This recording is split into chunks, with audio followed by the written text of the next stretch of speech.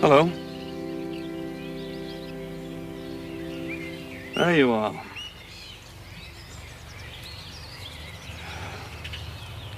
Oh, come on. If you please.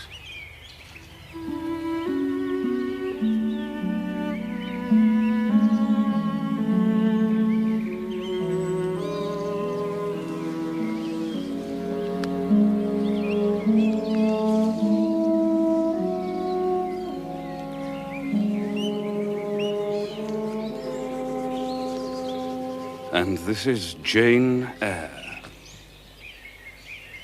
Yes, just one of your tricks to come on foot. What the devil have you been doing this last month? I've been with my aunt, sir, who is dead. True Janian reply. Good angels be my guard, she comes from the abode of the dead. I said you were an elf. I'm no elf, sir. Truant. Absent from me a whole month. And forgetting me quite, I'm sure. I thought you were in London, sir. I suppose you found that out by second sight. But I'm back. I had a letter from Mrs. Fairfax. Stay still. And did she inform you of what I went to do? Oh, yes, sir. To buy a new carriage. And to make arrangements for your wedding to Miss Ingram. Well, you should see the carriage, Jane. And tell me if you don't think it would suit Mrs. Rochester exactly. I wish at times I were a trifle better adapted to match with her, externally. Tell me now, fairy that you are, you couldn't give me a charm or a filter or something of the sort? It would be past the power of magic, sir.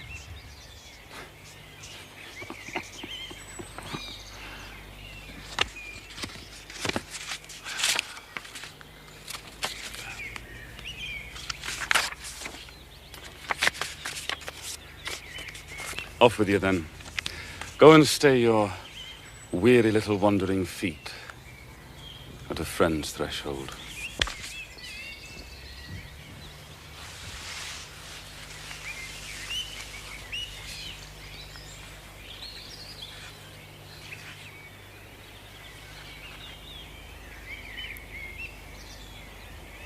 Thank you, Mr. Rochester, for your great kindness to me.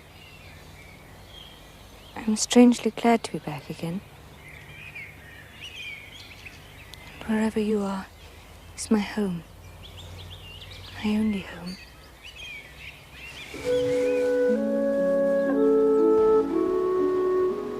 A fortnight of dubious calm followed. Nothing was said of the master's marriage. I saw no preparations. Mrs. Fairfax knew nothing. Strangest of all, he never rode over to Ingram Park. Then one morning he summoned me to the drawing room.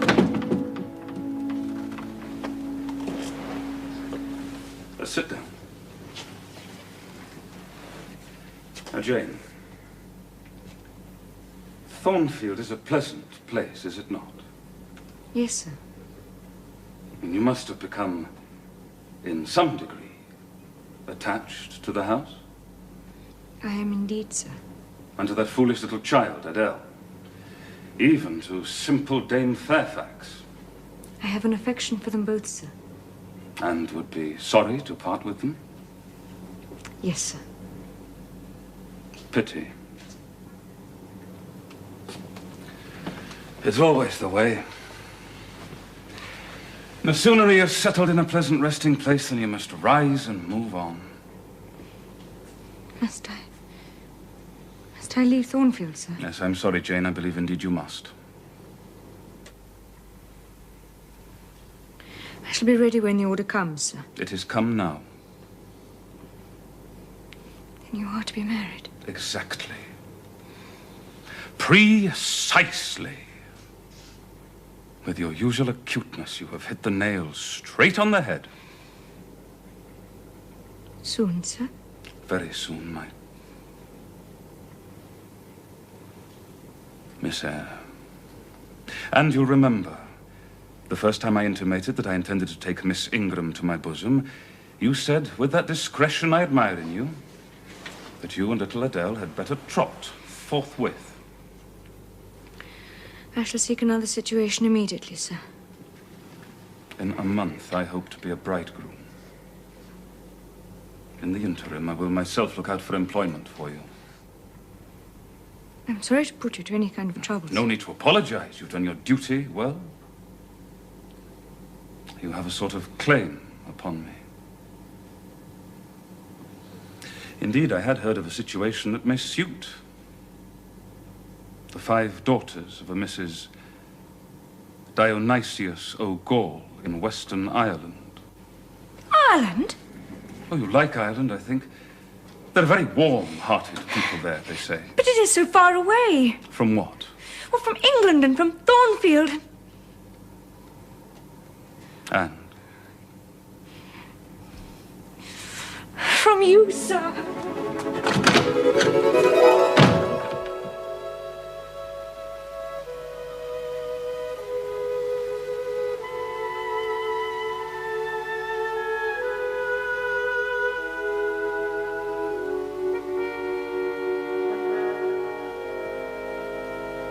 We've been good friends, Jane. Have we not? Yes, sir. And then we shall sit together in peace tonight. Even if we should be destined never to do so again. It's a long way to Ireland. I'm sorry to send my little friend on such weary travels, but if I cannot do better, how's it to be hoped?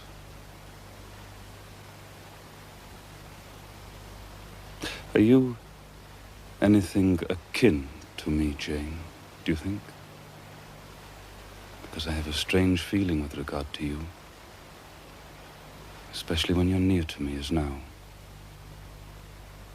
And if that boisterous channel and 200 miles of land come broad between us, I'm afraid some cord of communion will be snapped. Then I shall take to bleeding inwardly. As for you, you'd forget me. That I never should, sir. Do you hear the nightingale singing in the wood? Listen. I wish I'd never been born. I wish I'd never seen Thornfield. No, because you're sorry to leave it? I love Thornfield. I love it because in it I've lived a full and delightful life. I've not been trampled upon. I've talked face to face with what I reverence, with what I delight in. I've known you, Mr. Rochester. It strikes me with terror and with anguish to be torn away from you forever. I see the necessity of departure, and it is like looking on the necessity of death. Now, where do you see the necessity? You have placed it before me. Mr. Ingram, your bride. My bride? What bride? I have no bride. You will have. Yes, I will. Then I must go. No, Jane. You must stay. I swear it. I tell you, I must go. Do you think because I'm poor, obscure, plain and little, I'm soulless and heartless? I have as much soul as you and full as much heart. And if God had blessed me with some beauty and much wealth, I would have made it as hard for you to leave me now as it is for me to leave you.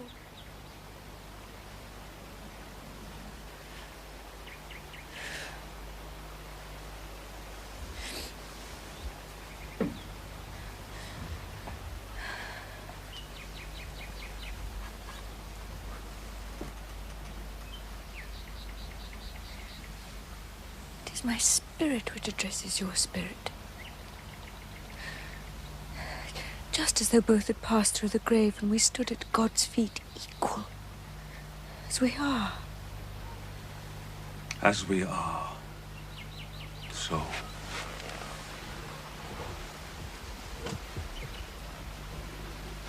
So, Jane. You are a married man, or as good as married. Married to one inferior to you, whom I do not believe you truly love. I would scorn such a marriage, therefore I am better than you. Let me go. Jane, don't struggle so like a wild, frantic bird. I am no bird. I am a free human being with an independent will, and I shall leave you. It is your will that shall decide your destiny. I offer you my heart, my hand, and a share of all my possessions.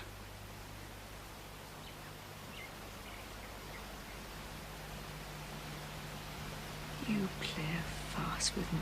I ask you to pass through life at my side, to be my second self and best earthly companion. Come, Jane. Come hither. Your bride stands between us. My bride is here, because my equal is here. And my likeness. Jane, will you marry me? Do you doubt me, Jane? Entirely. You have no faith in me? Not a whit. Am I a liar in your eyes? What love have I for Miss Ingram? None, and that you know. What love has she for me? I shall never marry that mercenary. You strange, you almost unearthly thing. I love you as my own flesh. I entreat you. Accept me as your husband. Jane, I must have you for my own. Entirely my own. Will you be mine? Accept me. Marry me. Mr. Rochester, let me look at your face.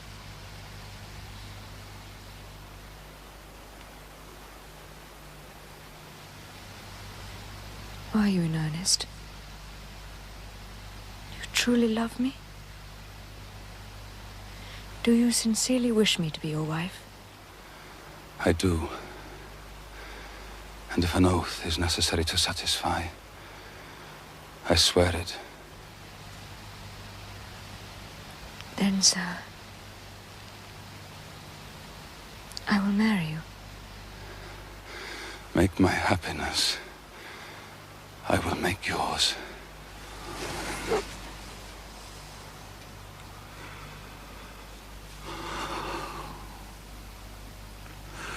God pardon me, and man meddle not with me. I have her and will hold her. Edward, there is no one to meddle. I have no kindred to interfere. No.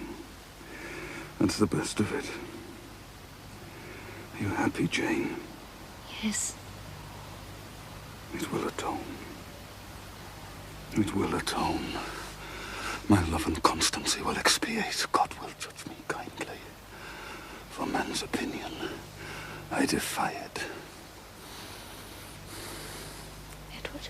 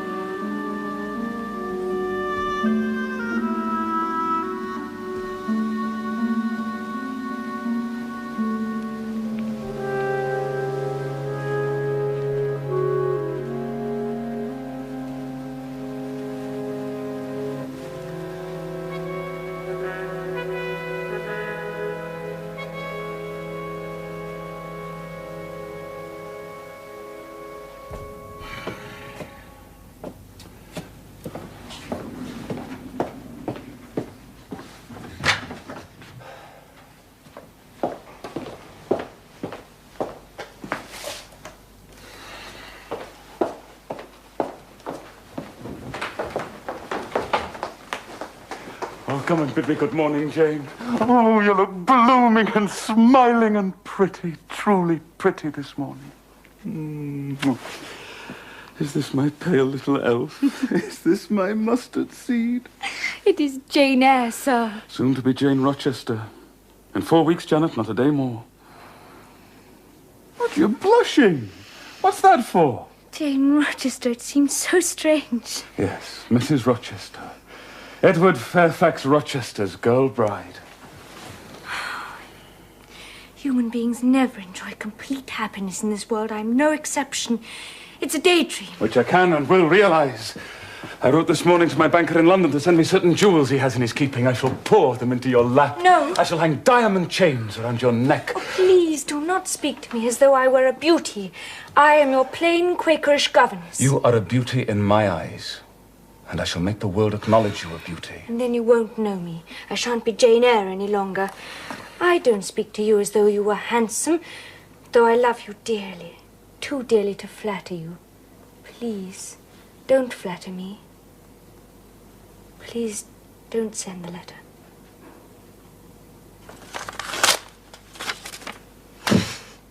But you must ask me for something else. Very well.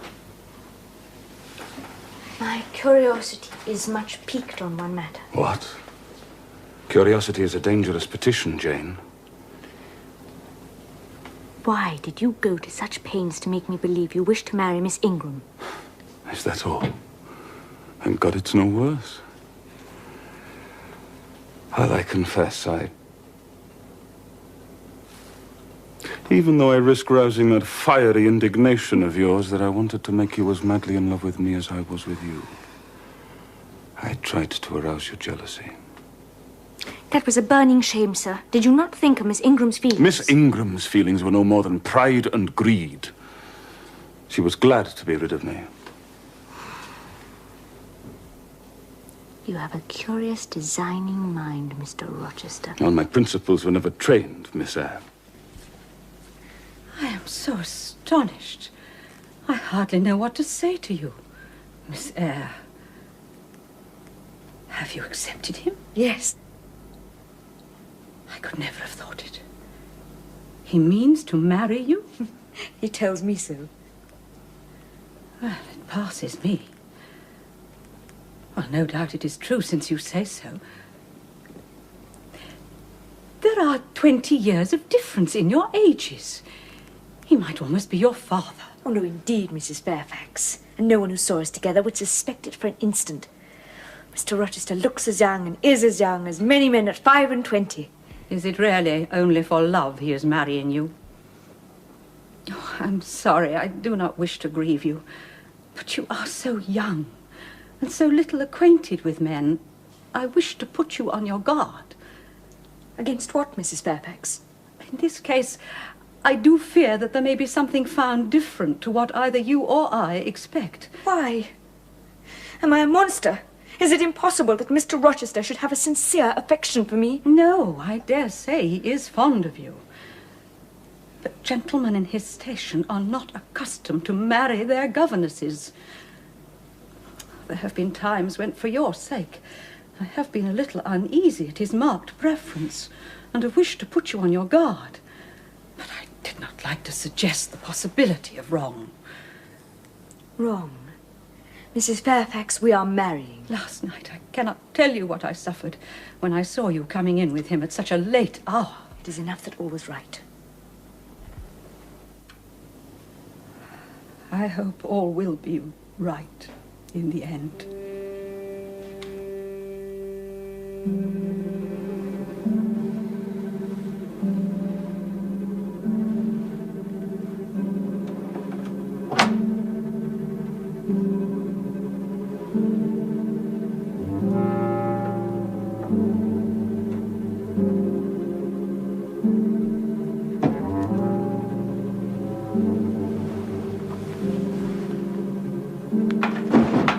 Sophie? Is that you?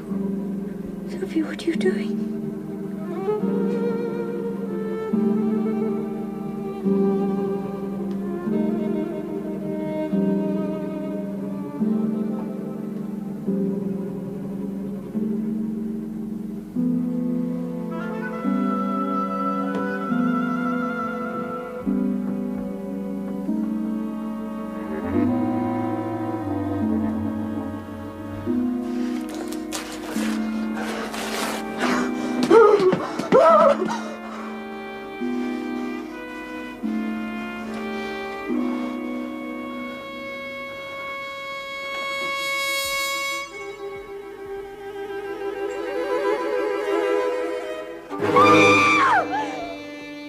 much I can tell you. It was not Grace Poole. It was nothing but a creature of your imagination. Oh, I must be careful of your nerves, my treasure. Sir, the thing was real. And your dreams beforehand, were they real? Now, is the hall a ruin?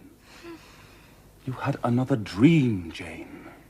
And this veil, your special gift to me. Oh, thank God, if anything malignant did come near you last night. It was only the veil that was harmed. Oh, think what might have happened. Oh, but tell me who or what that woman was. Now, Jane, I'll tell you. It was half dream, half reality. Look, clearly a woman entered your room last night. That woman was Grace Poole. You said yourself she's a strange creature. Now, what did she do to me? To Mason? You were between sleeping and waking. You were feverish, almost delirious after that dream, and you saw her in a goblin shape. Horrible features, quite different to her own. You had a nightmare, Jane. But the spiteful tearing of the veil is real, and it is like her.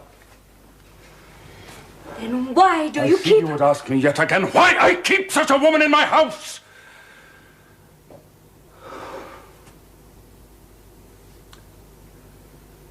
When we are married a year and a day, I will tell you. Not before.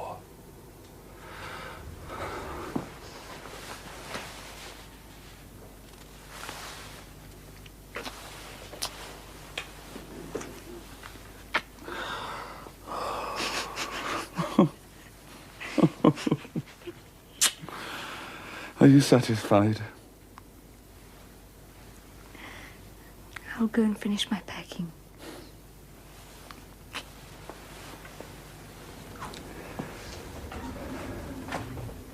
Oh, wait. Doesn't Sophie sleep with Adele in the nursery? Yes.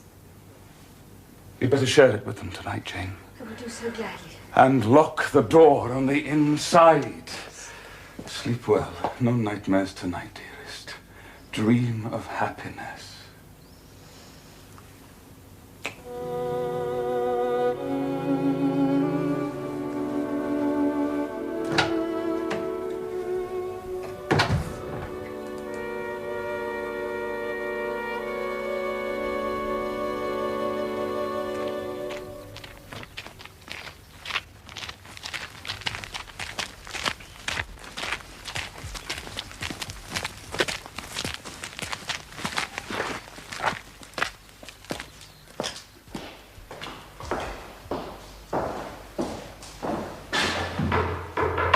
Welcome, sir. Welcome, madam. Would you kindly come up to the communion rails?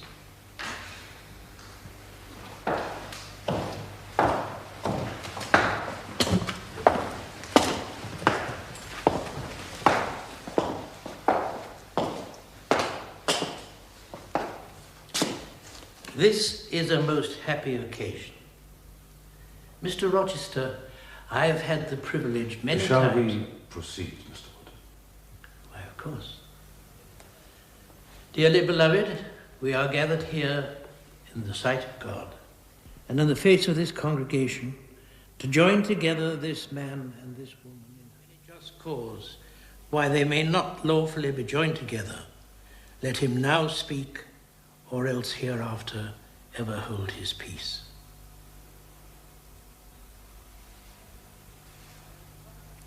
I require and charge you both, as he will answer at the dreadful day of judgment, when the secrets of all hearts shall be disclosed, that if either of ye know any impediment why ye may not lawfully be joined together in matrimony, ye do now confess it. For be ye well assured I declare the existence of an impediment.